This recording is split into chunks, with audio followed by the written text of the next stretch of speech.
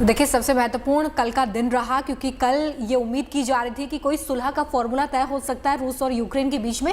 लेकिन रेखा, कल की जो बातचीत है वो बेनतीजा जरूर रही है। लेकिन एक बार फिर से वार्ता की टेबल पर आने के लिए भी दोनों देश, देखिए इस वक्त रूस और यूक्रेन ऐसी स्थिति में है कि ज्यादा वक्त इन लोगों को नहीं गंवाना चाहिए। 2 दिन बाद दोबारा से बैठक होगी। अब देखना यह है, उम्मीद हर कोई यही कर रहा है कि शांति की तरफ ये बैठक बढ़े, शांति कायम करने को लेकर ये बैठक हो, क्योंकि अभी भी जो रूस है वो हमले और तेज कर रहा है और किस तरीके से राजधानी तक वो पहुंच गया है। वहां पर कितने सारे सैनिकों के मारे जाने की खबरें इस बीच आ रही हैं।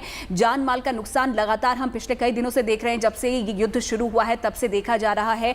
लोग पलायन कर रहे हैं, बॉर्डर्स पर इस वक्त जाम लगा हुआ है और तमाम तरीके के प्रतिबंध कई देश लगा चुके हैं रूस पर। लेकिन बावजूद इसके रूस की तरफ से जो आक्रामक रवैया है वो लगातार वैसा ही रहा और बेलारूस में जो बातचीत हुई वो बेनतीजा रही। अब देखना यह है कि जो दूसरी बैठक होने जा रही है रूस और यूक्रेन के बीच में, रोमिता, उसमें क्या होता है। सबकी नजरें अब दूसरी बैठक पर है और हर कोई उम्मीद कर रहा है कि जो ये युद्ध है वो जल्द से जल्द खत्म हो। देखिए रेखा, लेकिन कल की बातचीत के बाद रूस ने अपने हमलों की रफ्तार को और बढ़ा दिया है।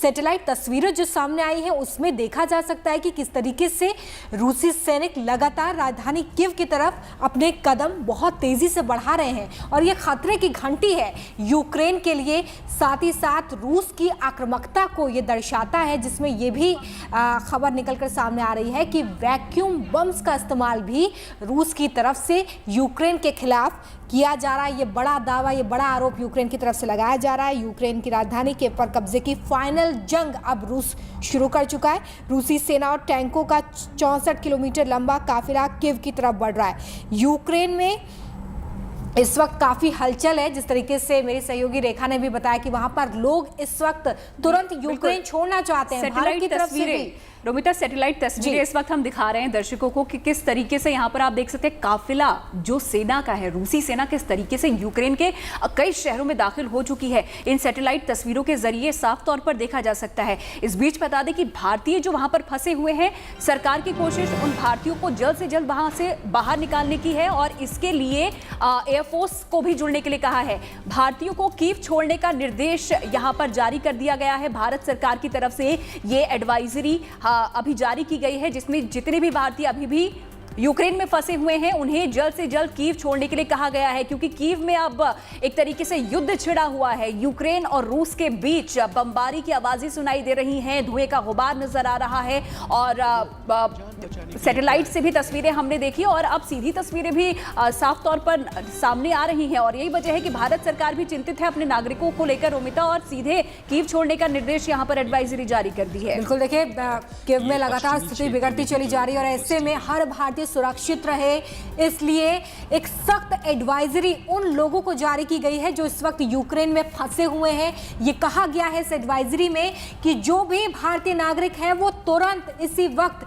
यूक्रेन को छोड़कर आगे की तरफ बढ़े। भारत सरकार ऑपरेशन गंगा के तहत लगातार भारतीयों को वतन वापस ला रही है और इसी कड़ी में अब आज एक नया ऐलान भी हुआ है जिसमें एयरफोर्स ने भी मोर्चा संभाल लिया है और ऐसे में ये एडवाइजरी बेहद महत्वपूर्ण, क्योंकि लगातार स्थिति दिन ब दिन बिगड़ती चली जा रही है। आज इस युद्ध का 6ठा दिन है और 6ठे दिन हम देख रहे हैं कि रूस की जो सैनिक हैं वो किस तरीके से आगे बढ़ रहे हैं। ऐसे में सख्त एडवाइजरी भारत की तरफ से जारी की गई है वहां पर रहने वाले भारतीय नागरिकों और छात्रों के लिए कि वो तुरंत इस एडवाइजरी का पालन करते हुए यूक्रेन को छोड़ें। ये ट्वीट भी हम आपको दिखा रहे हैं जो कि भारत सरकार की तरफ से ये बताता है एडवाइजरी के जरिए कि किस तरीके से वहां पर रह रहे जो नागरिक हैं और जो छात्र हैं उन्हें सुरक्षित वतन वापसी के लिए भारत इस वक्त पुरजोर कोशिश करता हुआ। बिल्कुल, क्योंकि उम्मीद की जा रही थी कि राजधानी तक शायद रूस के जो सैनिक है वो दाखिल ना हो। राजधानी में एयरपोर्ट यहाँ पर रहा और ज़्यादातर जो छात्र हैं,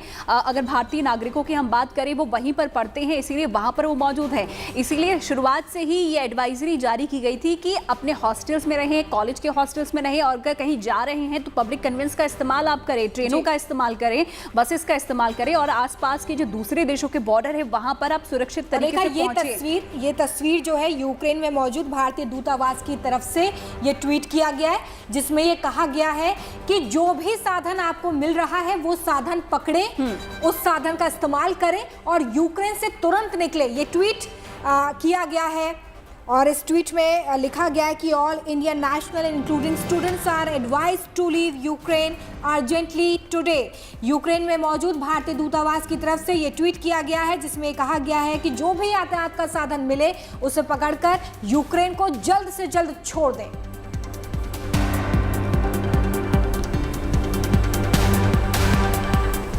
तो ये नई एडवाइजरी जारी की गई है उन लोगों के लिए, भारतीय लोगों के लिए जो कि इस वक्त यूक्रेन में खासतौर से कीव में फंसे हुए हैं, कि जल्द से जल्द वहां से वो बाहर निकले। फिलहाल यूक्रेन में फंसे हुए भारतीयों की सकुशल वापसी के लिए भी मिशन जारी है। यूक्रेन के पड़ोसी राज्यों में पहुंचे भारतीयों को ऑपरेशन गंगा के तहत देश वापस लाया जा रहा है। आज सुबह भी 7वीं फ्लाइट मुंबई पहुंची, जबकि 8वीं और 9वीं फ्लाइट दिल्ली की ओर उड़ान भर चुकी है। मिशन युद्ध स्तर पर चल रहा है, लेकिन सबसे बड़ी मुश्किल लोगों के यूक्रेन बॉर्डर तक पहुंचने की है, जिसमें कई घंटों से कुछ दिन तक लोगों को लग जा रहे हैं।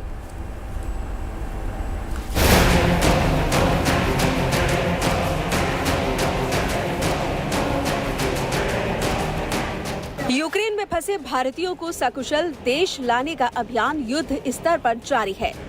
ऑपरेशन गंगा के तहत हो रही मिशन वतन वापसी के लिए भारत की फ्लाइट लगातार ऑपरेट कर रही है। 218 भारतीयों को लेकर रोमानिया के बुखारेस्ट से दिल्ली के लिए 9वीं फ्लाइट उड़ान भर चुकी है। हंगरी के बुडापेस्ट से दिल्ली के लिए 8वीं फ्लाइट ने भी उड़ान भर ली है। इससे पहले आज बुखारेस्ट से ही 182 भारतीयों को लेकर एयर इंडिया की फ्लाइट मुंबई लैंड हुई, जहां उनके घरवाले बेसब्री से इंतजार कर रहे थे। अपने बच्चों को सुरक्षित देख घर वालों ने राहत की सांस ली। वो पहले तो बहुत सेफ था वो एरिया बहुत ज़्यादा, लेकिन पिछले 2-3 दिन में वहाँ की भी सिचुएशन थोड़ी थोड़ी ख़राब होने लगी थी। बट हमारी यूनिवर्सिटी ने डे 1 से ही बहुत अच्छा काम दिखाया और गवर्नमेंट के साथ और एम्बेसी के साथ कोऑर्डिनेट करके हमें फटाफट वहाँ से निकालने की कोशिश करी। हमारे 2 बैचेस तो बहुत अच्छे से निकल गए, बट 3rd बैच जिसमें मैं था वो उसमें काफ़ी ज़्यादा प्रॉब्लम्स आ गई, बिकॉज बॉर्डर पर बहुत ज़्यादा क्राउड हो गया था। ऑपरेशन गंगा को तेजी देने के लिए मोदी सरकार ने 4 मंत्रियों को यूक्रेन के पड़ोसी राज्यों में भेजने का फैसला किया है। ये चारों मंत्री इन देशों के साथ मिलकर भारतीय छात्रों की वापसी सुनिश्चित कराएंगे। इस मिशन के लिए हंगरी, रोमानिया और पोलैंड जैसे देशों की मदद ली गई है। वहां सरकार ने अपने दूतावास को इस काम पर लगाया है। विदेश मंत्रालय ने अपनी टीमें यूक्रेन के बॉर्डर पर लगाई है। बॉर्डर पर पहुंचे छात्रों को आसानी से यूक्रेन के पड़ोसी देशों में एंट्री मिल रही है। छात्रों की मदद के लिए हेल्पलाइन नंबर दिया गया है। साथ ही विदेश मंत्रालय ने ट्विटर पर एक पेज भी बनाया है। जाहिर है हर भारतीय को बचाने की मुहिम जारी है। सरकार की पूरी कोशिश है कि जल्द से जल्द यूक्रेन में फंसे सभी भारतीय नागरिकों को देश लौटा लिया जाए। हालांकि ये इतना आसान भी नहीं है, क्योंकि सबसे बड़ी मुश्किल यूक्रेन का बॉर्डर पार करना है। एक बार बॉर्डर पहुंच गए तो फिर कोई दिक्कत नहीं। सारी सरकारी मशीनरी उनकी सुविधा के लिए लगाई गई है, लेकिन बॉर्डर तक आने के लिए घंटों लग रहे हैं। दिनों का सफर तय करना पड़ रहा है। सड़क से, ट्रेन से घंटों का सफर करना पड़ रहा है। कई घंटे पैदल यात्रा करनी पड़ रही है। मुंबई पहुंचे छात्रों से सुनिए उनके यूक्रेन बॉर्डर तक आने का सफर कैसा रहा। बहुत अरेंजमेंट बिल्कुल भी नहीं था वहाँ पर। स्टूडेंट्स को बहुत परेशानी झेलनी पड़ रही थी। वेदर कंडीशंस के हिसाब से भी आपको ऐसा सुनने में आ रहा था 48 आवर्स से स्टूडेंट्स खड़े हुए हैं, बट बॉर्डर क्रॉस नहीं हो पा रही थी। यूक्रेनियन गवर्नमेंट की तरफ से भी कुछ नहीं था वहाँ पे, बट जैसे ही बॉर्डर क्रॉस की इंडियन एम्बेसी की तरफ से हेल्प हुई हमारी, और बहुत अच्छी हॉस्पिटैलिटी शो करी है। हमें वहाँ से कोई भी दिक्कत नहीं आई है। हम अभी भी इवैक्यूएट होकर आए हैं और अभी रोमानिया बॉर्डर की साइड पे हैं, मतलब रोमानिया, और हमको इवैक्यूएट होने में पूरा 5 दिन लगा है। और देखिए इवैक्यूएशन होना ये नहीं है कि बहुत ज़्यादा इम्पॉसिबल या बहुत टफ है, लेकिन ये है कि आपको पेशेंस रखना पड़ेगा और बहुत पेशेंस के साथ आहिस्ता आहिस्ता सब काम हो जाएगा, बट आप इवैक्यूएट हो जाओगे। यूक्रेन के बॉर्डर पर हंगरी, पोलैंड, रोमानिया, स्लोवाकिया की तरफ शरणार्थियों के लिए कैंप लगा दिए गए हैं।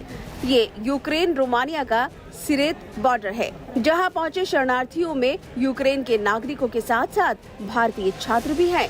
यहां से अब फ्लाइट के जरिए भारतीय नागरिक भारत के लिए उड़ान भरेंगे। छात्रों से सुनिए यहाँ तक वो कैसे और कितने दिनों में पहुँचे।